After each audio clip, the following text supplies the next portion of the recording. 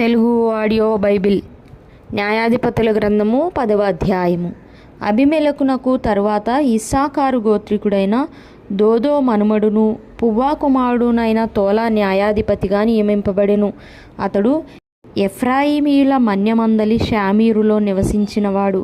అతడు 23 సంవత్సరములు ఇశ్రాయేలీయులకు న్యాయాధిపతి అయ్యుండి చనిపోయి షామీరులో పాతిపెట్టబడెను. అతని తరువాత గిలాదు దేశస్థుడైన యాయీరు నియమింపబడిన వాడై 22 సంవత్సరములు ఇశ్రాయేలీయులకు న్యాయాధిపతిగా ఉండెను. అతనికి 30 మంది కుమారులుండిరి. వారు 30 గాడిద పిల్లలనెక్కి తిరుగువారు. 30 ఊరులు వారికుండెను. నేటి వరకు వాటికి యాయీరు గ్రామములని పేరు.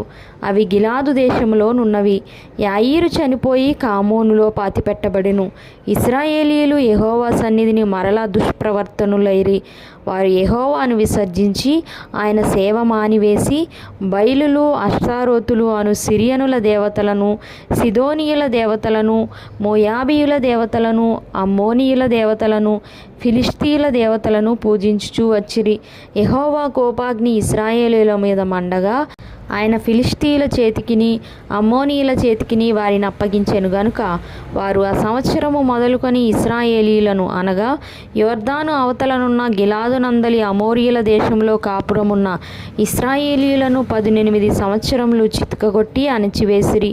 మరియు అమ్మోనీయులు యూదా దేశస్థులతోనూ బెన్యామీనీయులతోనూ ఎఫ్రాయిమీయులతోనూ యుద్ధము చేయుటకు యొర్దానును దాటిరి గనుక ఇశ్రాయేలీయులకు మిక్కిలి శ్రమ కలిగెను. అప్పుడు ఇశ్రాయేలీయులు, మేము నీ సన్నిధిని పాపం చేసి ఉన్నాము, మా దేవుని విడిచి బయలులను పూజించి ఉన్నామని యెహోవాకు మొరపెట్టగా, యెహోవా ఐగుప్తీయుల వశములో నుండి, అమోరీయుల వశములో నుండి, అమ్మోనీయుల వశములో నుండి, ఫిలిష్తీయుల వశములో నుండి మాత్రముగాక సీదోనీయులను, అమాలేకీయులను, మయోనీయులను మిమ్మును బాధపరిచినప్పుడు వారి వశములో నుండి నేను మిమ్మును రక్షించితిని కదా.